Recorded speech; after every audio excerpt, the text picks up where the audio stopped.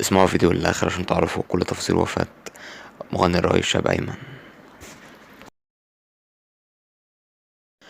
وفاة الشاب أيمن ابن الفنانة حورية أمس الجمعة بتاريخ 15/9/2023 توفى لرحمة الله تعالى مغني الراي الجزائري الشهير الشاب أيمن.